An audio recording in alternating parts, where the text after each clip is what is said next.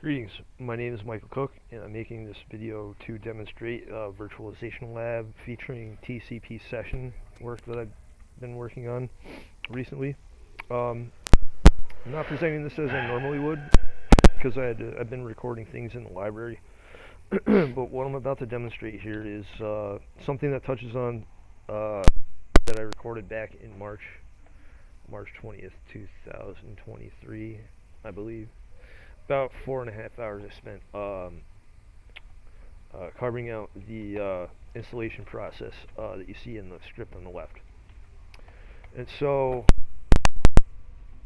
in this particular video, I'm covering a series of things that I've been working on, not just the Virtualization Lab, but also the TCP Session, Start TCP Session, which touches on the default classes by Microsoft, which I'll go over that in a minute. This is the company information management database, which I'm going to put in my personal information and such, and this is a front end. This can interact. I have been working on an updated version of this particular graphical user interface, as it will eventually be used to connect to like user accounts and stuff. So now I'm going to tie that to a variable named account, the database content, and that is my information there. And then what this is going to do is the VM controller class is going to be going through the node controller. It's going to look for every possible node within a network, and then it's going to put together the template. It's going to extract information from the ISO in order to install the operating system in the virtual machine, and then now it's getting the images from the ISO, and then it's going to withdraw the source index, and then it exports the actual static files so that the next part of the process can proceed without, like, being called from memory or whatever. So now that's all going to run.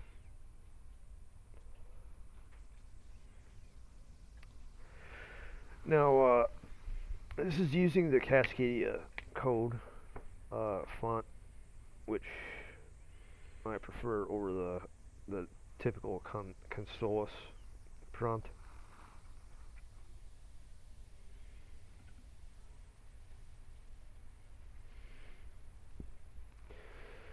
So now it's launching the virtual machine.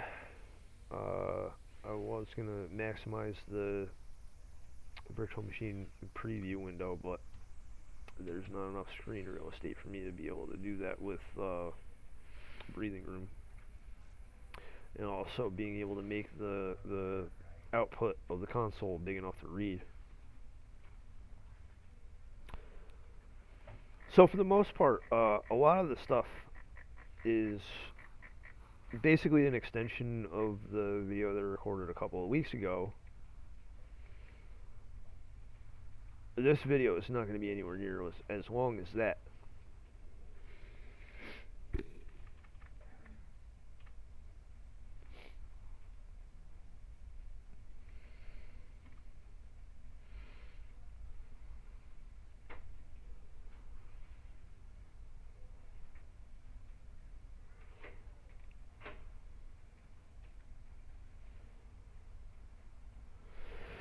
So the special key function is basically just Alt and then the key, and sort of like going through and changing like most of the script. There's like next to no way to get around having the easiest. The easiest way I can put it is this: between like every character on the keyboard is represented by a byte, but it's also a uint32 byte and a uint32, or they're not the same exact thing, but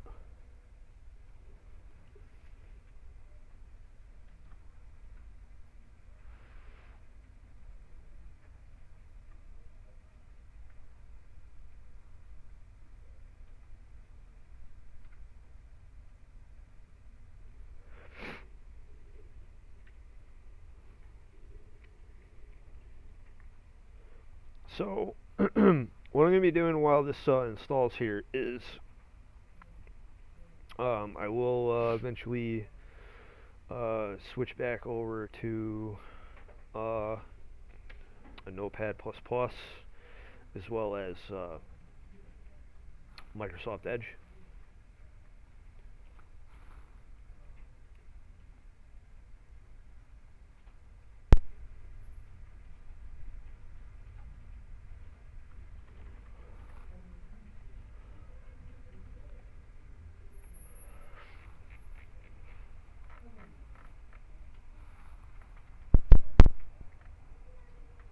I'm not entirely sure why that keeps doing that sound.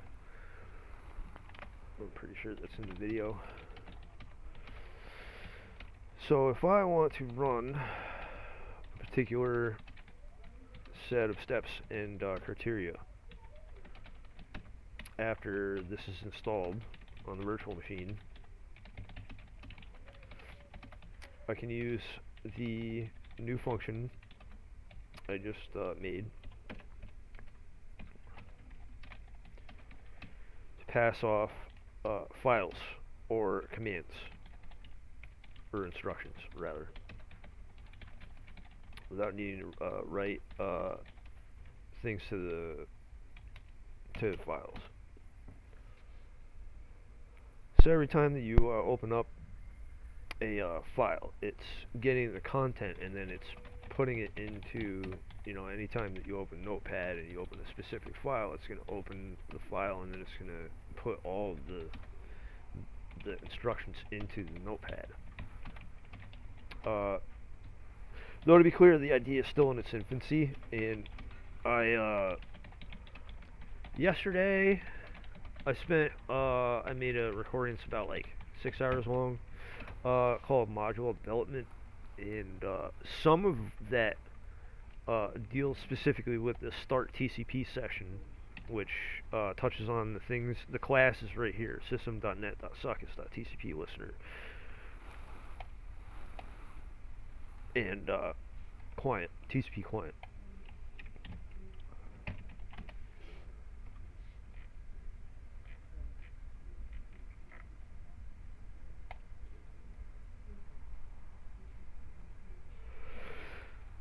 So, what's in both of those links is the C# version of these classes.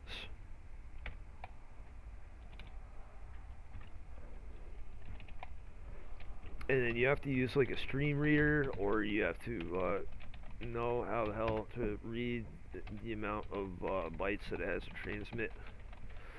So typically, every single line in a file, it has a new line character to separate the lines.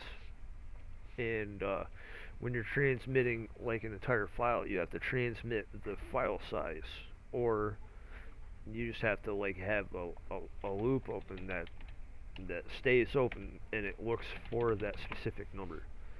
But the way that I went about it yesterday when I made the recording that I did was I was trying to find a way to not have to do it the way that the example shows, which I can't show it right this second, but maybe after this this video here, I could show it.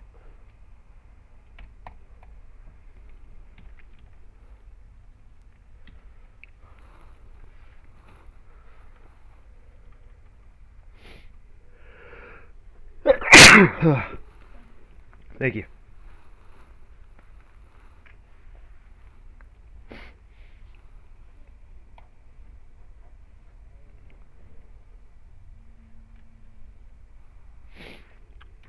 So yeah, that's the video right there. And I wouldn't typically spend like 6 hours working on something. It's not like I spent the whole entire time going over that particular function, but a fair amount of it I did happen to go through. A fair amount of the video that I recorded yesterday.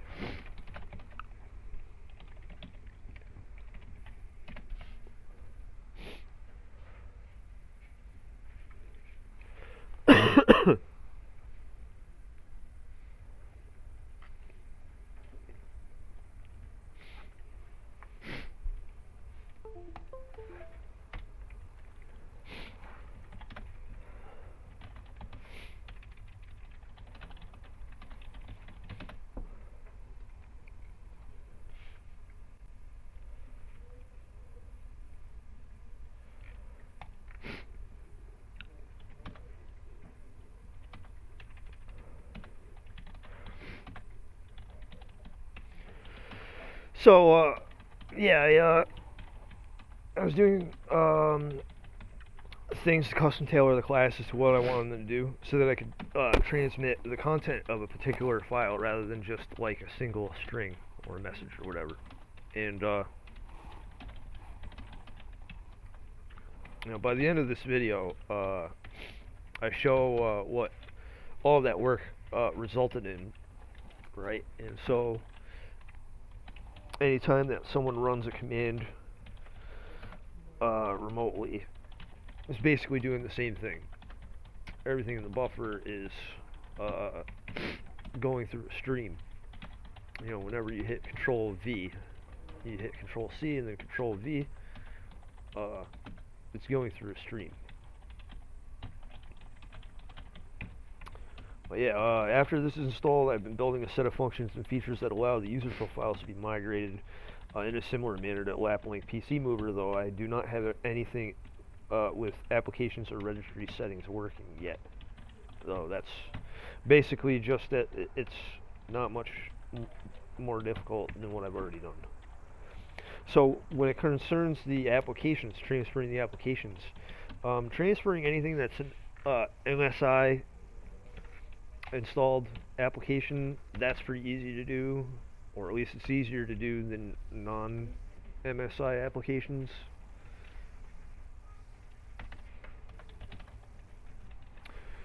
Because then there's other installers that are just basic exe, and then, in order to like uninstall them, then you have to have instructions for that particular program, the installation steps, and then you have to undo the installation steps, and every program is different.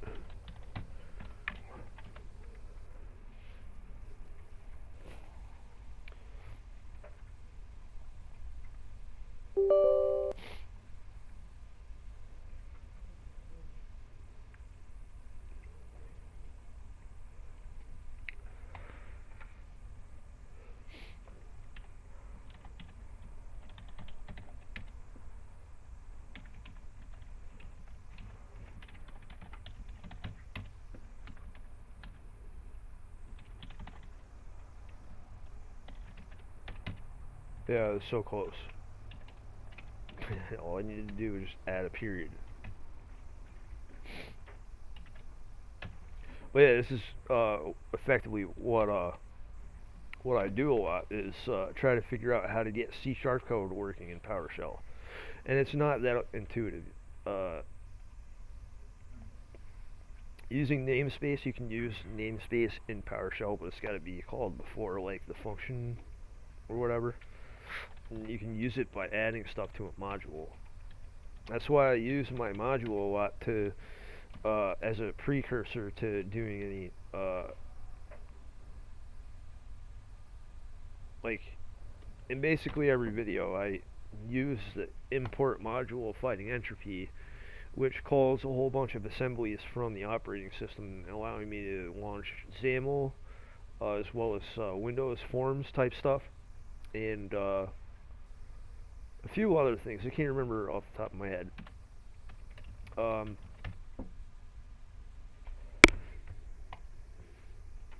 Using a namespace in PowerShell just makes it so that the types are shorter to type out.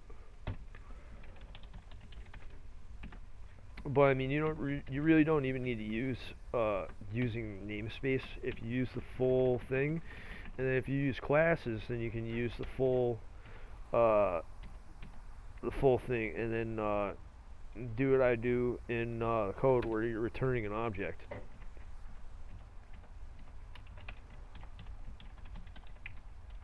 So there it is. Finally, I got it. I don't know why I couldn't remember that.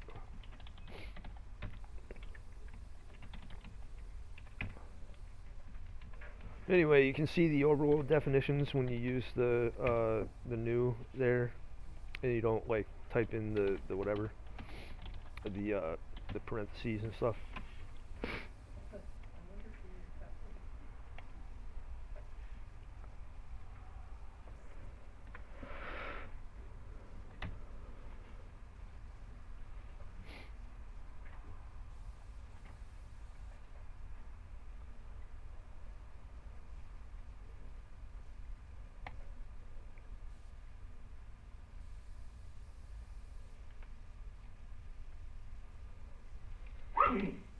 Bless you.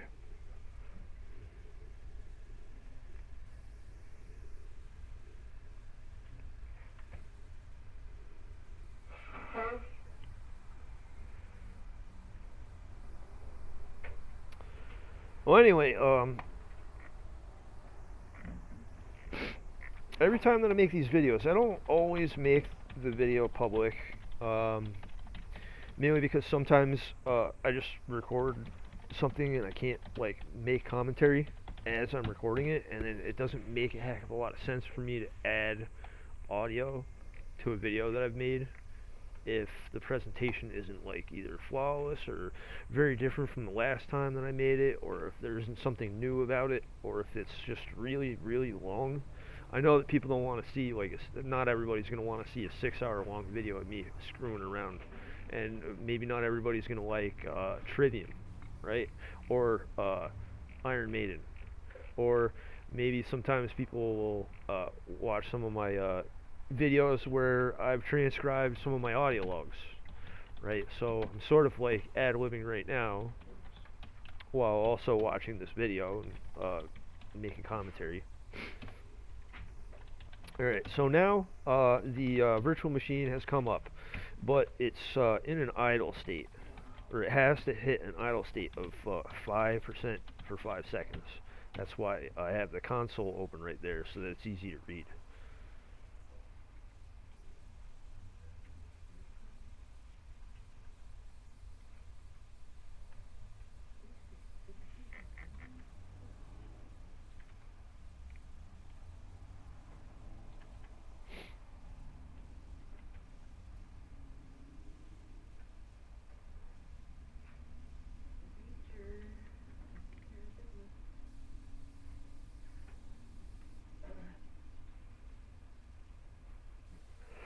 So on the top right is the Hyper-V Manager, which it shows the desktop, it shows the state, the CPU usage, and the assigned memory, and the uptime, and all of that information I use to be able to orchestrate the script from that class in the Visual Studio Code window to the left, underneath Notepad++.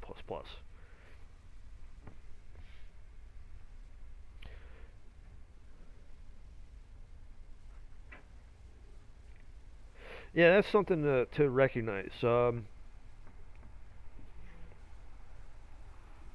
can't remember exactly what I wrote in Notepad++ that I just minimized, but when I spend a long time working on something, it's typically because I know that it's going to save me a lot of time and effort at some point in the future, or consistently from that point forward.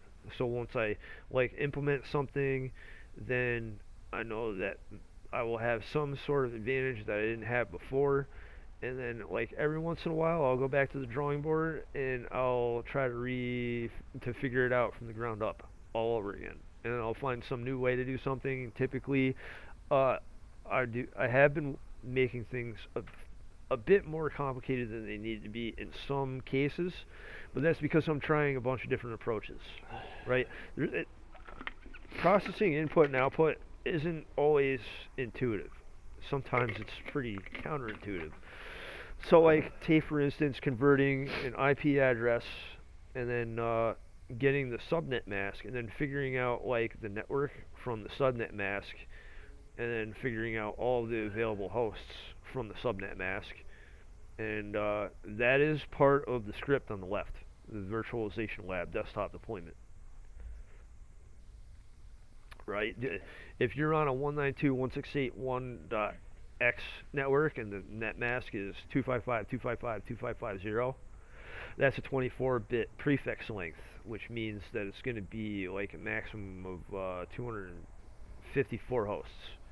So anytime that you have a network, you're going to have the very bottom number as the network number, and then you have the very top number as the broadcast. So 192.168.1.0 is going to be the network, and then 192.168.1.255 is going to be the broadcast. Right? So every single IP address from 192.168.1.1 to 1.2.1.3.1.4 all the way up to 1.254.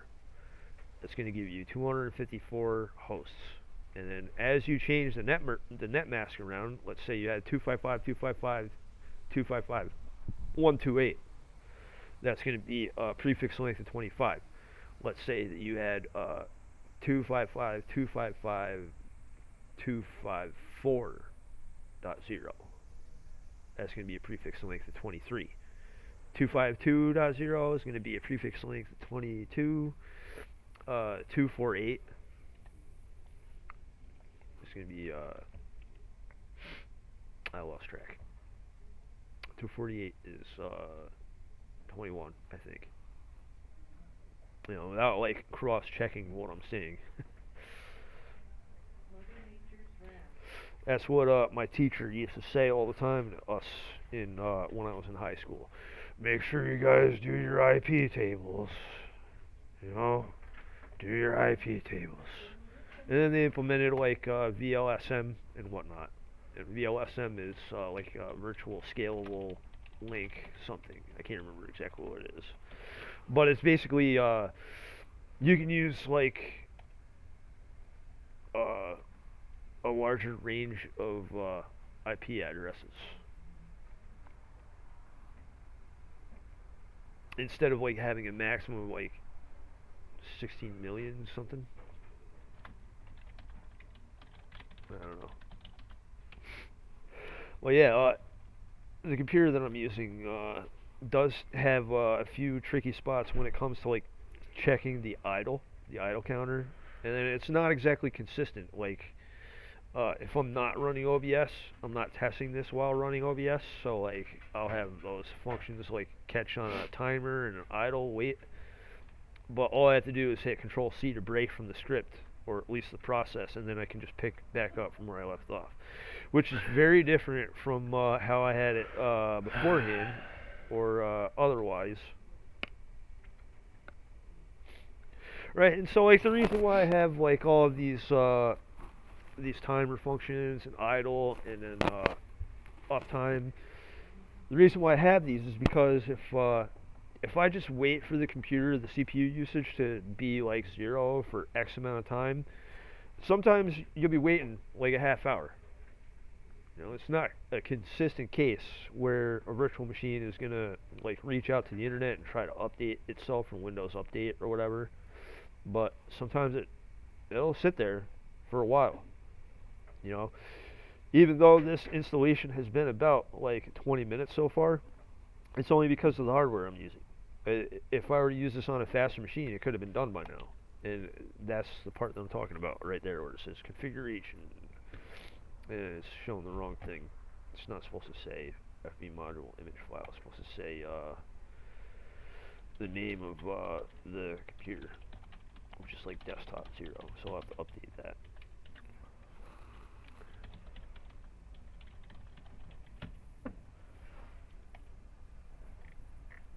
The idea for a lot of this is so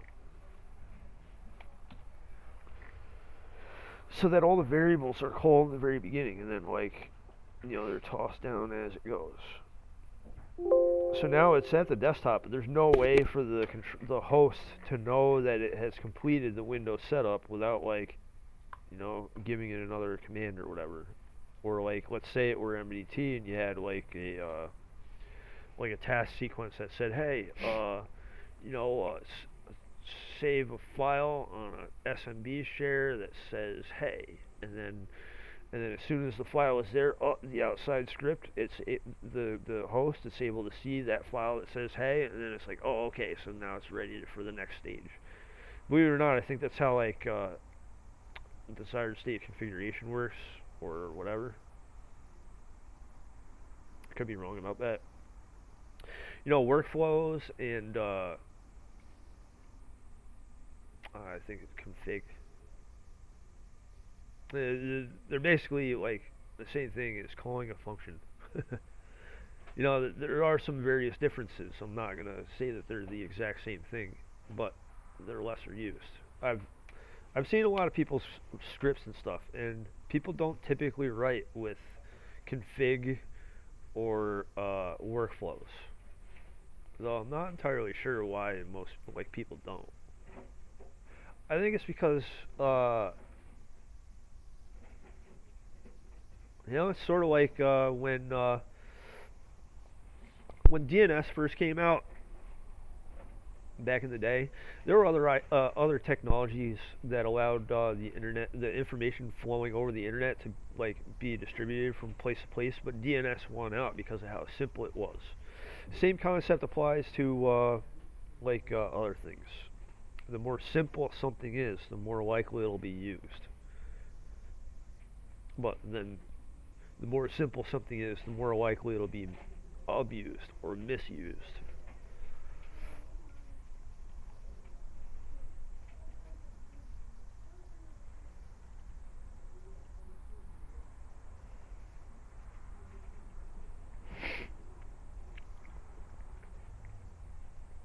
So now it is running the. What I want to do at this point is set up like a class that allows interoperability, rather than to have all this typing key, typing text, etc., so forth.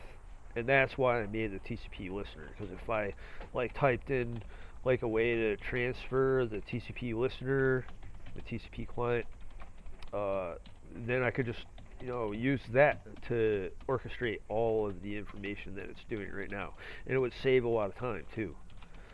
But at the same time, I just kind of put that idea together. And so the TCP session, it avoids having to use SMB or HTTPS or HTTP or FTP or WinRM or DCOM.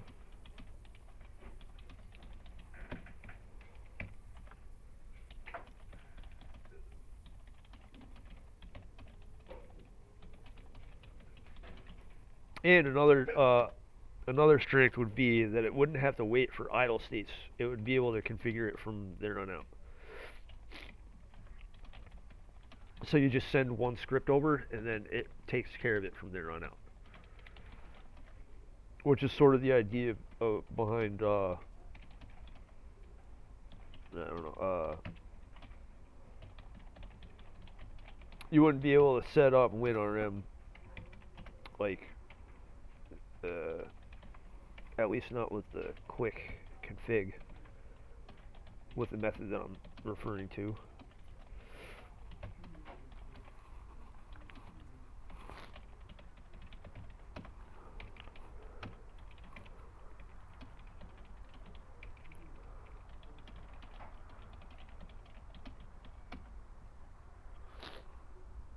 Yeah.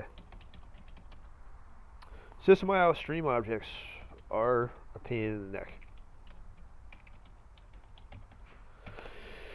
Because, well, they're not necessarily a pain in the neck if you know how to use them, but if you're trying to challenge yourself and not use it the way that normal people use it, I don't know. So the way that I managed to get it to work, the way that, well, I'll talk about it once it gets to that point.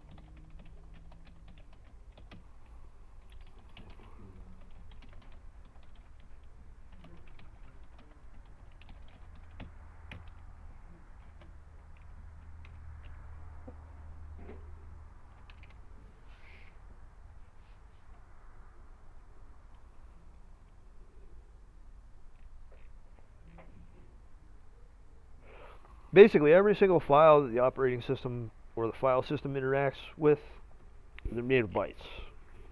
And then, like, depending on the encoding, it'll change the output. If you don't want the encoding to be messed with, and then you got, like, use UTF-8 or whatever.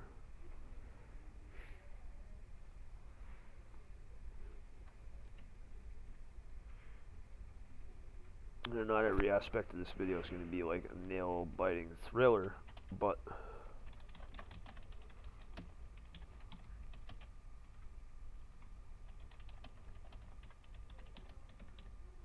part of the reason why I like assembled everything the way that I have is because it allows me to experiment with the various different ways that I could achieve the objective that I'm striving to achieve, or the result that I'm looking for.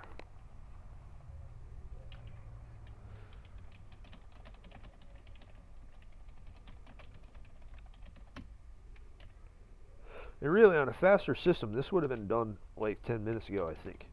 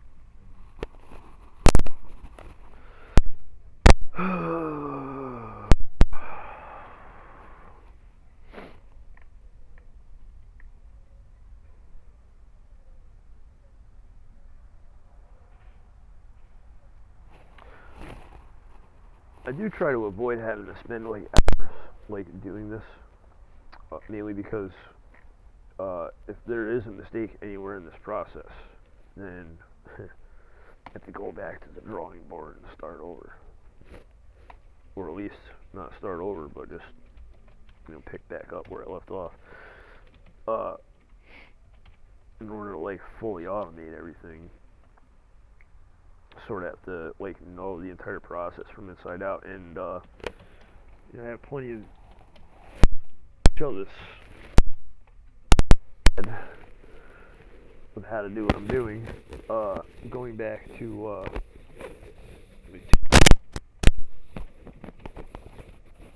well, actually, the end of 2018 is when I started writing like a batch script file to like deploy a whole bunch of virtual machines for a client that I had that like traded not cryptocurrency, regular currency.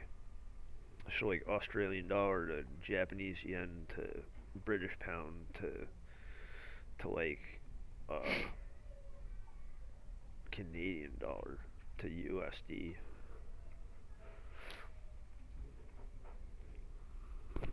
But that is what got me like interested in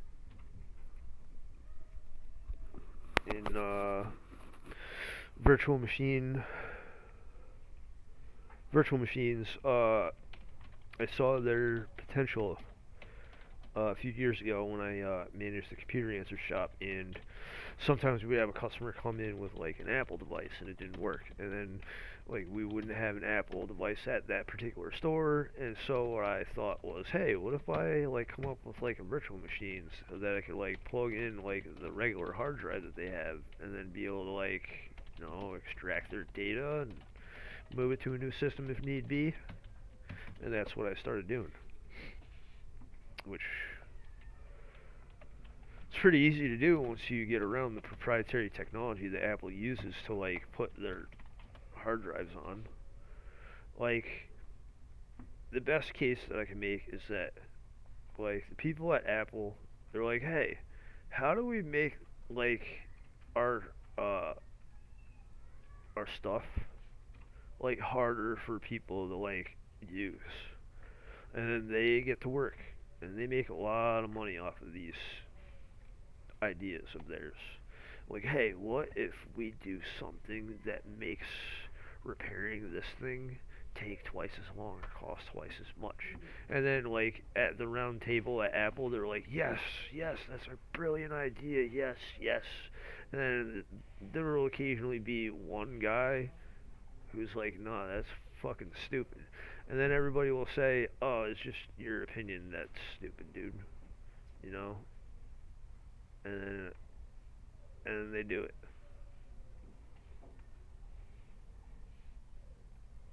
And then they make more money off of that. You know? Do the thing that makes the least amount of sense, but makes the most amount of dollars. Yeah.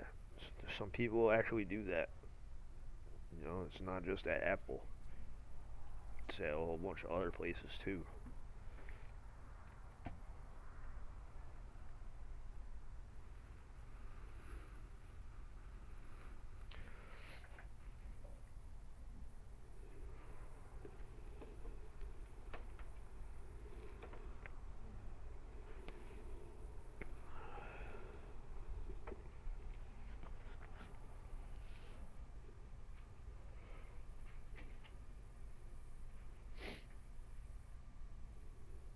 Alright, so the virtual machine has rebooted, and then I'm going to use the login panel.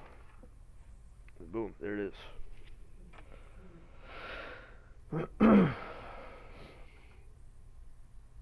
So in the previous video, I was able to use like remote desktop, or not remote desktop, but WinRM, which I haven't removed that feature.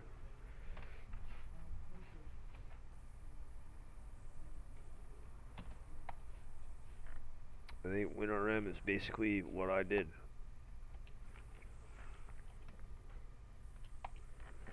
It's sort of like SSH or Telnet.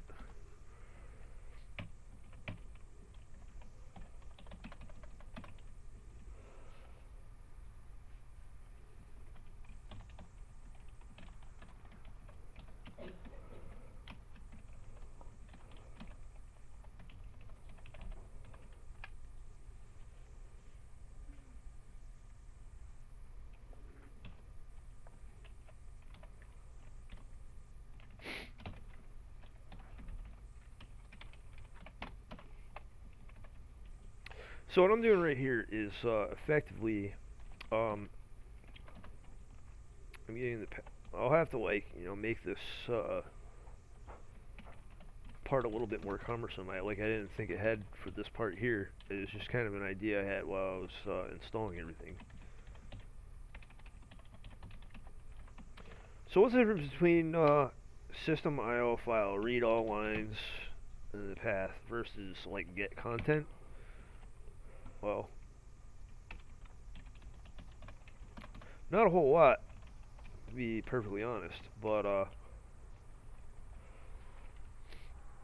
get content like splits it into like a bunch of lines.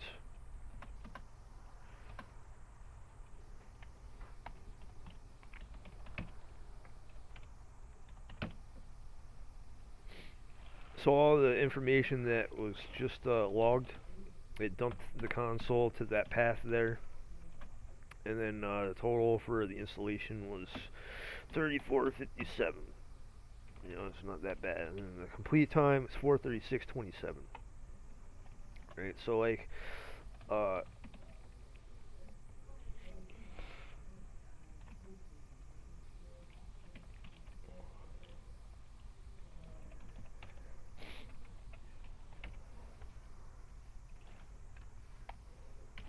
yeah, I don't know.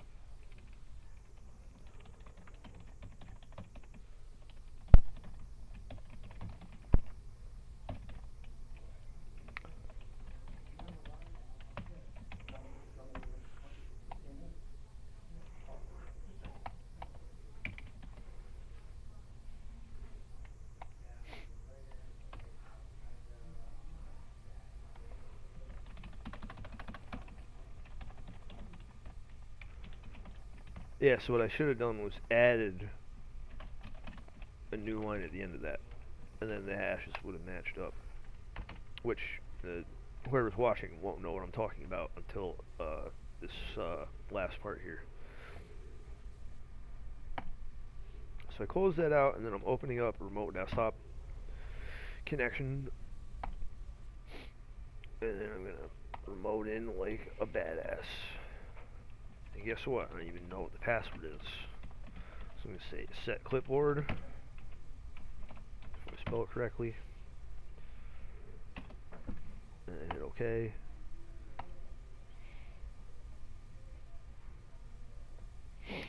And so the difference between like remoting in versus using virtual desktop connection, or virtual machine connection, is that it's not an extended, it's not an enhanced session. Whereas like using the virtual machine connection, you get the choice between like an enhanced session, and then you can use the clipboard and stuff. Whereas in remote desktop, that's all included, and it's using the network to interact with the virtual machine. Whereas with the virtual machine connection, it's using like a slightly different version of the same thing that remote desktop protocol uses. Yeah, so like from what I understand, I don't know if this is accurate or not, but what a virtual machine is, or at least the Hyper-V virtualizer is basically setting up an internal machine on a network that's internally connected. That's what the virtual switch is for, and then it sets it up to be as if it's plugged in on the same network if you use it as external, where it won't act as a NIC, it'll allow it on the same network. And not everything is intuitive with explaining how that works.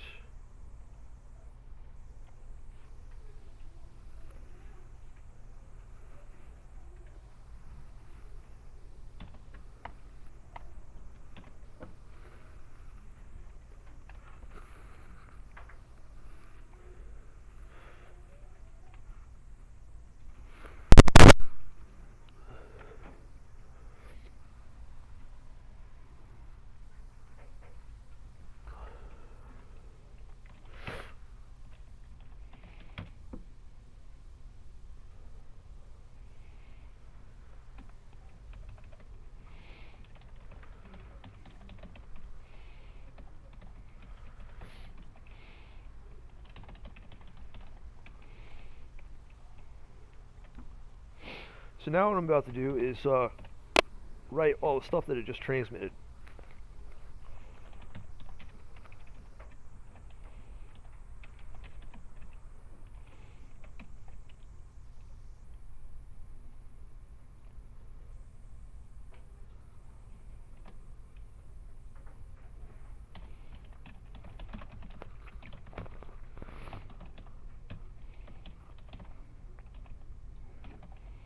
Of course, I have to prepare the message a little bit first.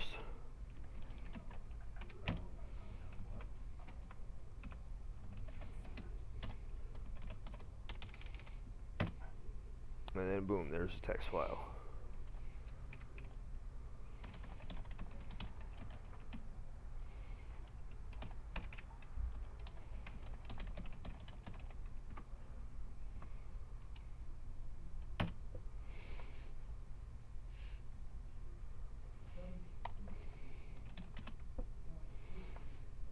It's not identical, but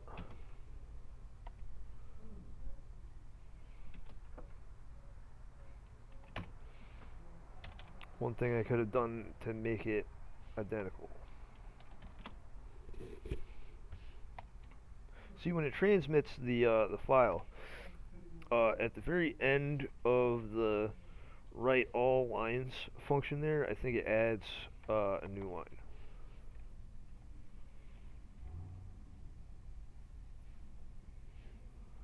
So I don't understand why it's adding it there. and it didn't on the other one. But anyway, like you can see that the content is virtually identical. It's not identical because the hash value isn't matching up, but it's really just a matter of finagling it. And then I'm just like trying to figure out what the hell.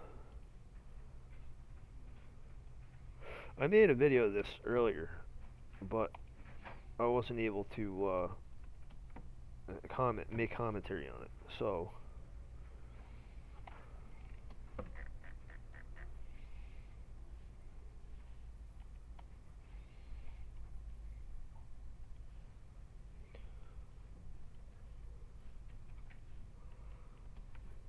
I figured I'd just record it all over again from the very beginning.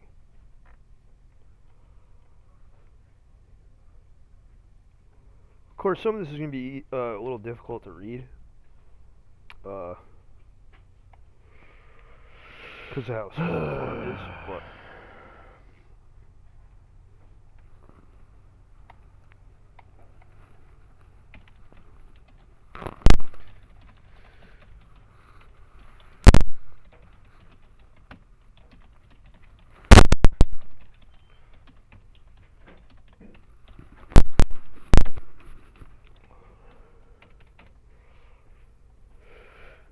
and that's the thing. It's like, yeah, the hash values might not match up.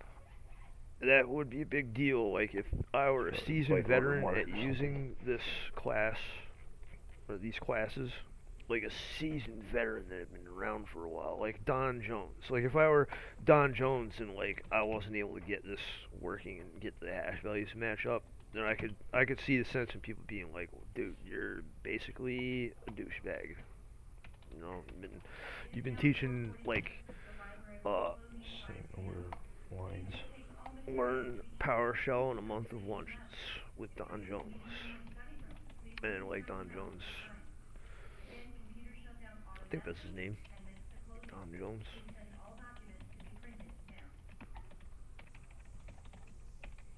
Don Jones.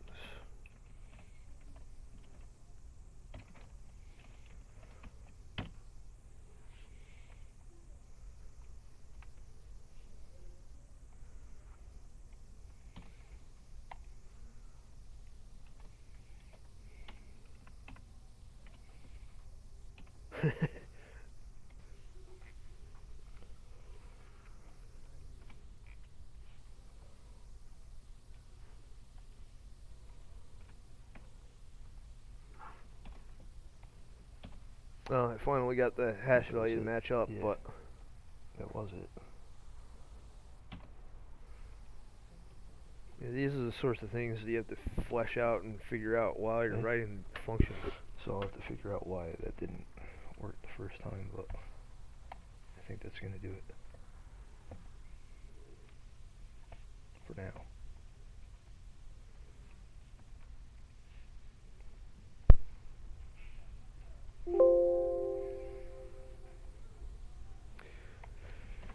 And so, like, I'm gonna go ahead and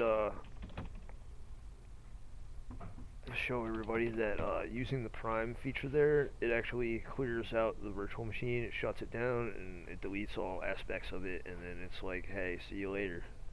You know, I'll add commentary after this. the only traces of the work that I did are in the log file that you know, I saved to like the desktop or whatever, which, you know, I had the log saving to a specific place in like program files or something. Same sort of place where the module manifest files go during the installation of fighting entropy.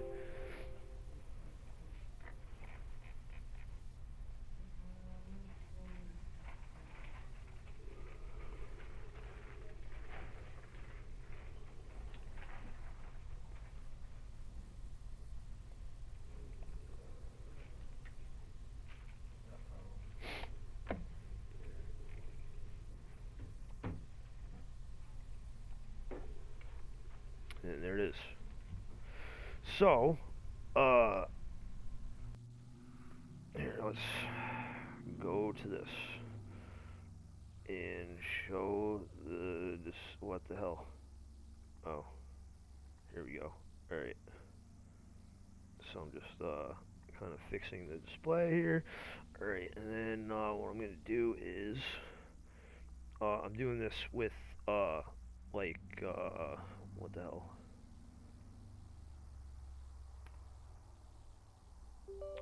I didn't expect to like want to extend what I was doing on there. I just wanted to make sure that that was open or whatever. This right here. Sort of want to cover it, right? I know I covered it in the video that I did yesterday. Not everybody's gonna want to watch a 6-hour video of me screwing around with it. But here we go here. And I'm not at a desk right now. I'm sitting on a bench. Alright, so what I did was uh I went through and uh converted that right there, all that C# code to PowerShell. But, the way that I did it uh was to make it so that I could add it to like a class, right? So when I like talk about how this right here, this function, has both of those classes and allows the client and the server to use the same function, as well as to send like entire files rather than just like a little bit of content, right? So you got to switch for the server. We got to switch for the client. The parameter set name is going to change based on whether you use server or client, and then basically both server and client, the parameter sets 0 and 1. They both have a source, they both have a port, but only one, the client, is going to have content, which I think maybe I should make it backwards. I'm not certain. But anyway, the socket TCP message turns an array, a byte array, into a message, into a string, and then if I throw a number of bytes at it by itself, it's not going to add the end of line character, the byte number 10, which is what's needed to like indicate, hey, you need to end the line right now. And then various aspects of this sort of look like what's seen in this. What's here? Let's see.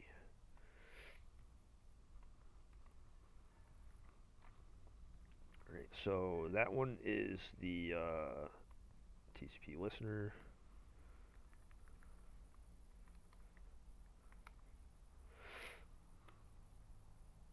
Yeah, not a terrible amount of code right there, right?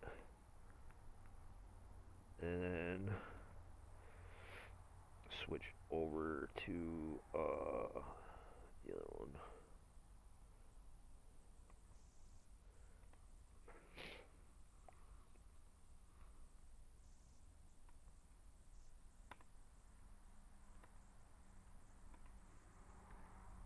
And there it is.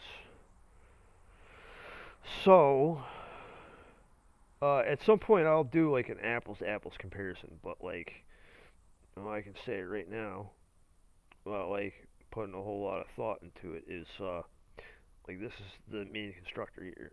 And then the try, it's basically if it fails during the try, then it's going to throw an exception.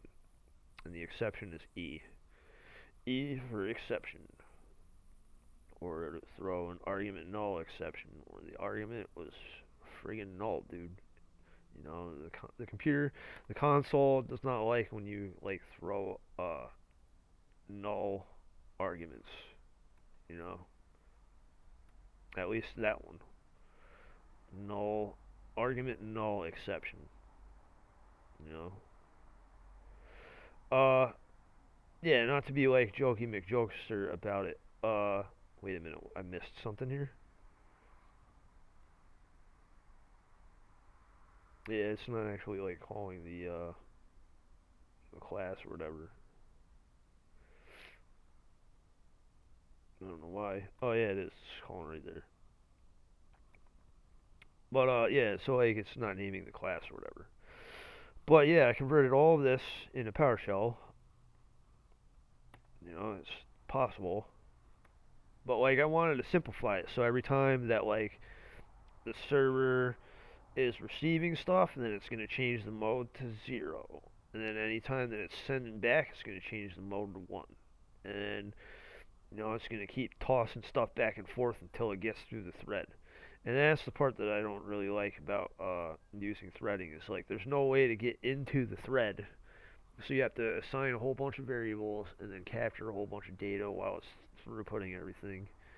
And you know, you could write it in C sharp, and you'd be done with it a lot sooner. But at the same time, I I'm pretty sure I managed to make this a lot more robust, or maybe not robust isn't the word, but like capable. I don't know. But this is basically the same thing. It's like setting up like a SSH session. You know, basically. And with that being said, uh, yeah, I think that's gonna do it. If you liked what you saw, feel free to like, comment, or subscribe. And thanks for watching.